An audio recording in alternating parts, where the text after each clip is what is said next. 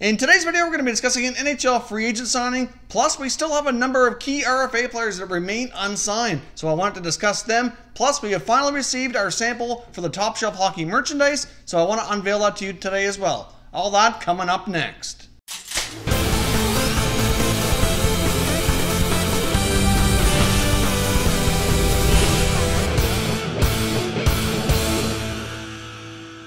Hey everyone, and welcome back to another video here at Top Shelf Hockey. If you're new to the channel, thanks for stopping by.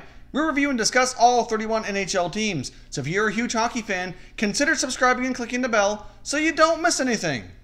So as I mentioned off the top, today we have an NHL free agent signing to discuss, as well as some notable RFA players that still remain unsigned. We're inching closer and closer here day by day, getting closer to training camp, and some of these guys still don't have contracts, and there are reports that some of them are still quite far apart in discussions, so I want to get into that. But first, before we jump into that, I want to unveil to you the Top Shelf Hockey t-shirt here.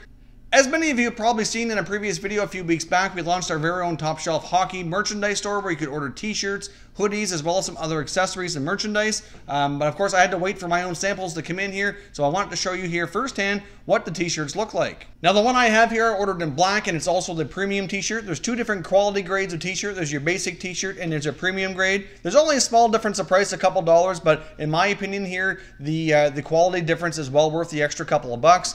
So the merchandise store we're hooked up with here is called spreadshirt.ca or .com, depending if you live in Canada or the US.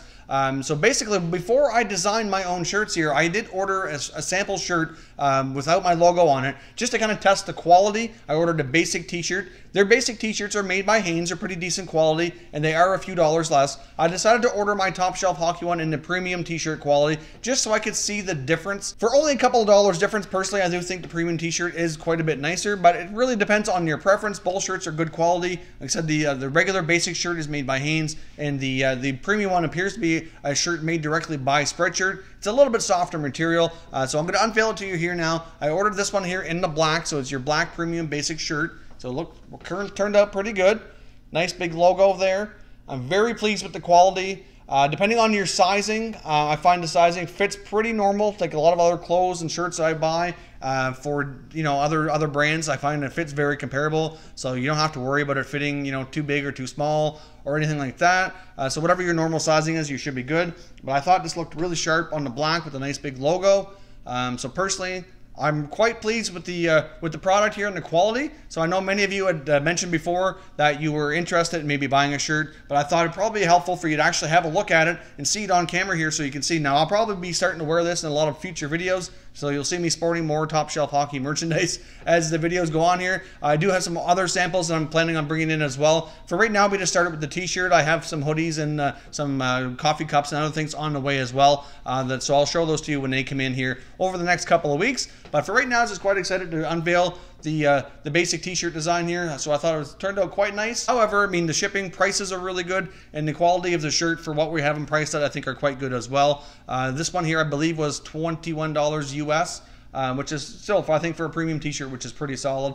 The basic t-shirts, I believe, are $17 US, so overall it's only a couple dollars difference in price, and the quality on both of them is quite good. So if you like a softer t-shirt, I'd go with the premium shirt, but if you're not picky that way, then a basic t-shirt would be just fine. Of course, all proceeds from the t-shirts here obviously go to help support the channel. So obviously, if you're generous enough to buy a t-shirt, not only does it give you a nice quality shirt, but you help support Top Shelf Hockey in a different kind of way, which certainly goes a long way and is greatly appreciated. Jumping into today's news, we have a signing to discuss. Troy Brouwer has signed a one-year deal with the Florida Panthers at $850,000. Now, this is a one-way deal as well, and to be completely honest, I do see the connection here. I know Dale Talon obviously is the GM in Florida. And Troy Brouwer used to play in Chicago where Dale Talon used to work, so obviously there is a connection there. So not completely shocked to see Talon bring in one of his former older veterans on a short-term deal. I'm going to put up a graphic here on the screen courtesy of CapFriendly and show you all the forwards they have under contract that are expected to be on their main roster for the 18-19 season. Now, a couple of these players are eligible to be sent down to the minors without waivers. Now, the other player not showing on this list is Owen Tippett, because technically he's still a junior player.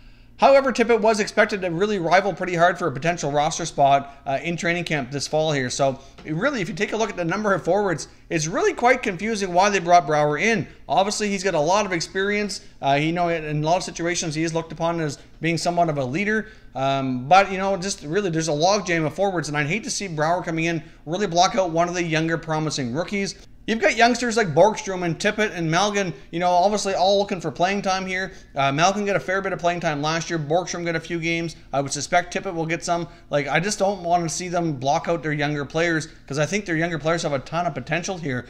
With the logjam of forwards here, I just found it a little bit confusing why they feel the need to bring in another veteran on a one-year deal when they have so much forwards already under contract and some really bright young players looking for playing time. Your comments down below. Do you see the Florida Panthers maybe having another move up their sleeve here coming soon to maybe shed another player or two to make room for Brouwer as well as the youngsters? Or do you maybe think here that some of their younger players might get blocked out because they have too many veterans on one-way contracts? Now jumping into the unsigned RFAs, a couple of them we touched on in a video here in the last day or two being Noah Hanifin and Shea Theodore. Obviously we reported that Hanifin was really close to a deal with the Flames while Shea Theodore and the Knights were still quite a ways apart. But outside of those two, we still have some very interesting defensemen as well as some forwards that are still not signed, and each day ticks away here, heading closer and closer to training camp. It certainly puts a little bit more pressure on the team and the player to get a deal done. Taking a look at the defensemen, the two prominent ones are Darnell Nurse of the Edmonton Oilers and Josh Morrissey of the Winnipeg Jets. At this point in time, the Edmonton Oilers have around $3.9 million in cap space, but it likely will get some more additional relief as Andre Sekera will be going on long-term injury reserve, so that contract will get moved to the LTIR, freeing up some more space. So more than likely they're going to have to do a bridge deal here with Nurse. I don't see them really having the ability to do too long-term of a deal right now, but obviously they don't have a ton of space there to work with, but I was projecting he'd probably be somewhere between $3 to $4 million on a 2 or 3 year contract. So at this point in time, I did see a recent interview with Nurse saying he wasn't too worried about things right now. And that he felt confident a deal will get done. But I really don't expect any player or team general manager to say anything much different. They all need to appear publicly that they're confident a deal is going to get done. It's certainly a concern as we're getting closer to training camp. With Josh Morrissey, I think the Winnipeg Jets will be more likely to want to go long term. I think they could get him in a really good value right now. They probably get him around $4 or $5 million and get him 5 to 7 years. Honestly, I think that's a deal they could pull off. And the Jets right now have the cap space to do it. The only issue is about committing too long term is they have a lot of big name contracts due here over the next year or two. They're going to have to worry about, including guys like Wheeler and Laine and Trouba and others. So the Winnipeg Jets are in a good shape cap space this year, but moving forward they have a lot of big decisions to make. So committing to another long-term deal here, depending on the money, certainly could be problematic for them right now, so we'll see what they do with Morrissey. Some notable forwards as well still looking for contracts, including William Nylander of the Leafs. You got Nick Ritchie of the Ducks, Sam Reinhart of the Buffalo Sabres, and Miles Wood of the New Jersey Devils. Now there are some other ones out there still unsigned too, but they're the most notable names that everybody would be familiar with here. Obviously William Nylander and the Leafs, I'm guessing the sticking point there must be term. And I'm sure any of these guys would prefer long-term deals, but they're not all going to get it, obviously. Sometimes you have to go through more of a bridge contract and prove yourself a little bit further before you get that kind of commitment from the team. Personally, I think Nylander's played well enough to kind of earn that longer-term deal, but that's my opinion, but I'm not sure how the Leafs feel about it. For the most part here, it might be more cap management than it is how they feel about him personally. But again, with all these guys, there doesn't seem to be much concern on any side, at least publicly, but like I said, I don't expect to hear differently. But obviously, they need to come to terms here soon so that none of these players are considering sitting out or not playing the beginning of the current season, because that's not going to be good for the team or the player. But it just seems unusual here that so many guys remain unsigned. With Sam Reinhart of the Buffalo Sabres, a couple of recent contract signings that he'll likely be using as comparables would be Elias Lindholm in Calgary and Dylan Larkin in Detroit.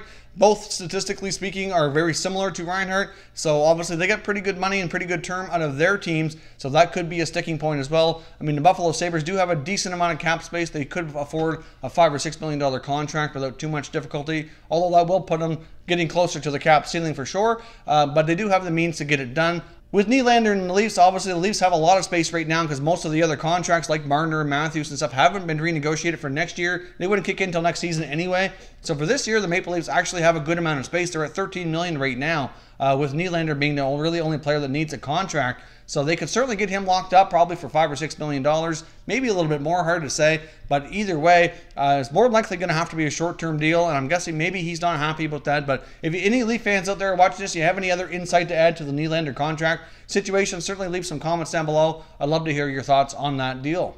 So hopefully we can get some of these players signed soon before training camp hits. Obviously, if you're a fan of any of these teams, I'm sure you'd like to see these deals get done. So I'd like to hear your comments down below. What type of deals do you think these RFAs are going to command, and are they going to get done before training camp gets underway? If you're new to the channel here, hope you consider subscribing. We cover all 31 NHL teams, and there's plenty of content here for all hockey fans to enjoy. So if you're new, hit that subscribe button. If you like this video, make sure you hit the like button as well. I'd appreciate it if you did. As always, thank you very much for watching, everybody. We will catch you next time.